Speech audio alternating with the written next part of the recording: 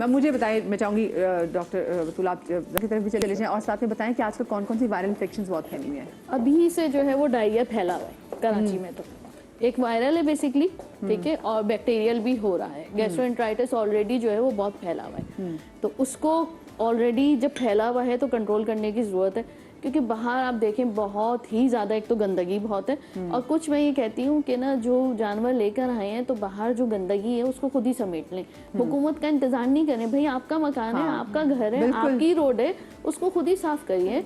आप क्यों हुकूमत के ऊपर इतने डिपेंडेंट है कि हुकूमत सफाई करेगी? कुछ इंसान की अपनी पर्सनल सफाई होती है, अपनी पर्सनल सफाई भी, फिर आपकी अपनी रेपुटेशन भी है। लोग आपके घर जाए, आपके घर के बारे में बड़ी आलाइशें पड़ी हूँ, लोग उसके फलांग फलांग के आपके घर हैं, तो सोचे मजे खत्म हो जा रहा है ना। हाँ जी, तो थोड़ी सी एहतियात की जरूरत है। गोश्त मिनिमम क्वांटिटी में खाइए। अच्छा, मैं जो रेमेडी बता रही हूँ, ये बता रही हूँ कि मेरे पास जो केसेस आते हैं ना, वो आफ्टर बकरीद जो आते हैं, वो आते हैं एक्नी ब्रेकआउट्स बहुत ज़्यादा और बालों का गिरना, ठीक है। और आज जो है मैं एक सीरम बता रही हूँ जो आप जो भी लोग तो कहते हैं कि प्रोटीन का इंटेक का सबसे अच्छा तरीका यही है, प्रोटीन, मीट। तो प्रोटीन मसालों के साथ थोड़ी कोई प्रोटीन, इतने मसाले, क्वांटिटी ना, हम तो सोचते हैं कि पूरा बकरा खा लें।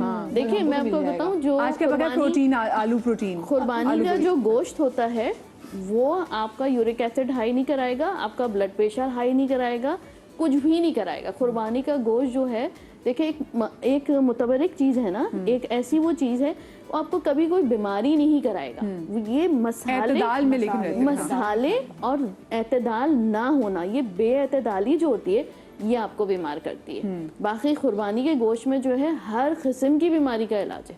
आप एतदाल में खाइए जी, बिल्कुल। आप देखें ना वो किस उस पे हो रही है ना कुर्बानी, आप एतदाल में खाएंगे, आपको फायदा देगा, आपकी सेहत बनाएगा। असल में डॉक्टर बतूल मसला ये कि हमें ना प्रेशर वाला गोश्त खाने की आदत होगी। प्रेशर वाला गोश्त कहते हैं कि जिसमें से पानी इतना गुजारा जाता है कि उसका वेट बढ़ जाता है। बिल्कुल, तो हम खाते हैं वो गोश्त ना, हमारे सामने थोड़ी exactly, that is also a fact. जैसे कभी हमारे आती थी, हमारी जमीनों से आती थी, गंदुम आती थी, तो जब वो पिसवा के हम खाते थे, हम बच्चों का पेट खराब हो जाता था। फिर मेरे बुआ कहते थे भाई इसमें मैदा ऐड करवाओ, मेरे बच्चों को आदत नहीं खाली गंदुम खाने की। असली खाने की आदत ही नहीं आदत। हाँ भाई जी। अच्छा, सबसे ज़्यादा जो प्रॉब्लम होती है वो ये होती है कि हमारे बाल गिरने लग गए, क्योंकि आप जब इतना गोश्त खाते हैं वो भी मसालों वाला, तो होता ये है कि अंदर से आपकी बॉडी में आपका बायोटिन काउंट, आपका फेरेटिन काउंट फ़ौरन ख़त्म हो जाता है।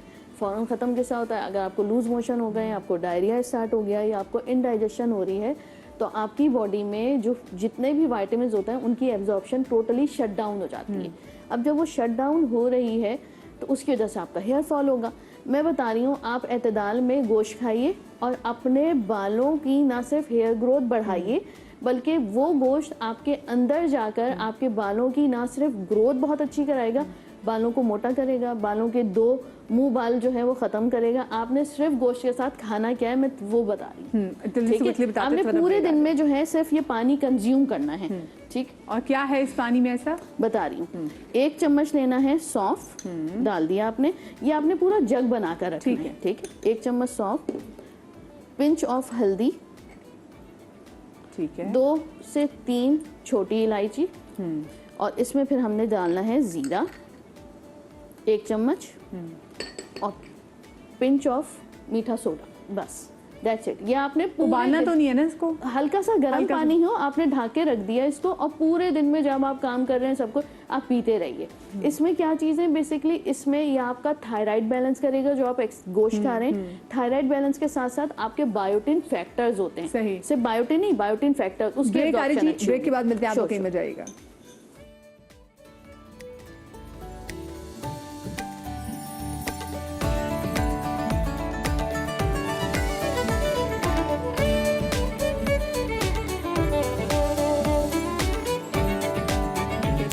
तैयारी कैसे करनी है, नेक्स्ट हम चीज़ डॉक्टर बतूल क्या बना रहे हैं, जल्दी से बता दीजिए। बहुत सारे लोग जिनको प्रॉब्लम होती है वो जैसे ही गोश्त को हाथ लगाते हैं, मुझे भी ये इशू, तो उनको एक्जिमा स्टार्ट हो जाता है। वॉश करने में डायरेक्ट जो है वो ब्लड के साथ जो है वो कांटेक्ट करने में, इवन जब सफाई कर रहे होते हैं तो हाथों की जो है चमड़ी उतरने लगती है, उसमें दर्द होता है अच्छा खासा।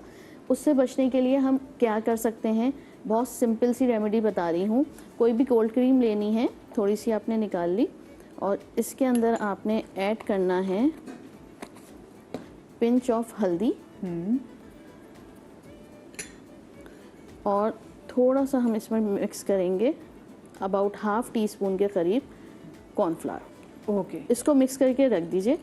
और जब भी आपने एक दिन पहले लगाना शुरू कर दीजिए, इससे एक कोटिंग हो जाती है स्किन के लेयर, एक नई लेयर की कोटिंग ऊपर हो अपने जाएगी। अब्बा भाइयों अम्मा घर में सबके लिए ये जरूर तैयार Exactly, करके बिल्कुल। रखें। हाँ। तो आपने कोटिंग कर ली, अब आपने इसको लगाकर जो है वो कांटेक्ट में नहीं आना। आप अपना जो है ग्लव्स पहन के यूज कर लीजिए, आप कांटेक्ट करिए आप गोश्त के साथ। इवन ग्लव्स के साथ भी ऐसा होता है कि कुर्बानी के गोश्त की जो है ना टेम्परेचर वो बढ़ा हुआ होता है, तो आपको जो है अंदर पेनिट्रेशन होती है। जैसे ही आप सफाई वगैरह से फारिग हो जाए, अपने पूरे हाथों पे लगा लीजिए, हाथों पे पैरों पे, इससे आपको जो है इससे निजात मिल जाएगी।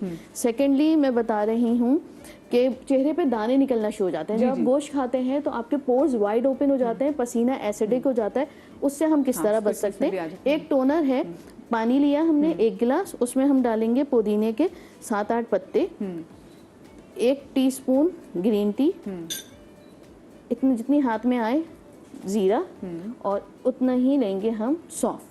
ठीक है। इसको हमने पका लेना है। पकाने के बाद जो है इसको ठंडा करके आप किसी भी अच्छी बॉटल में फिल कर लीजिए और मुस्तकिल स्प्रे करते रहिए। इससे होता ये है कि जो आपके वाइड ओपन पोर्स हो रहे हैं वो मिनिमाइज होना शुरू हो जाते हैं, जो पसीना एसिडिक आ रहा है वो नॉर्मल पीएच का हो जाता है, स्किन बैरियर सिस्टम स्ट्रांग हो जाता है। जब स्किन बैरियर सिस्टम स्ट्रांग होता है तो खुद ब खुद आपको इससे ब्रेकआउट जो है वो कम हो जाते हैं।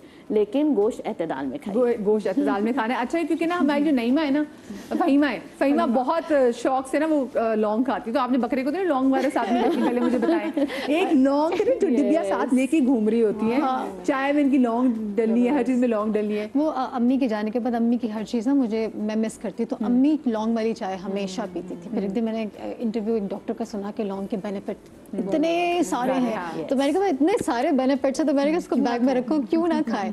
तो वो मेरी चाय या ग्रीन टी होती तो उसमें मेरी लौंग होती है साथ में। आपके घर में कुर्बानी की गोश्त की कौन ज़्यादा अच्छी तैयारी करता था और कैसे होती थी?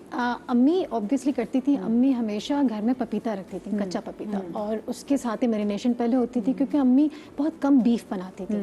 फिश बनती थी या चिकन बनता था घर में, बीफ बहुत कम, लेकिन जब बीफ बनता तो उसमें पपीता ज़रूर डलता था। तो वो उसी तरह मैं भी फिर घर में जैसी बकरीद आने वाली होती है तो मैं पपीता, कच्चा पपीता ढूंढ रही होती हूँ सब्जी वाले के पास से। वो हमेशा शॉर्ट भी होता है, महंगा भी होता और महंगा भी होता है, तो मैं वो लाके उसको पीस के रख लेती हूँ और खाने में मिक्स करके।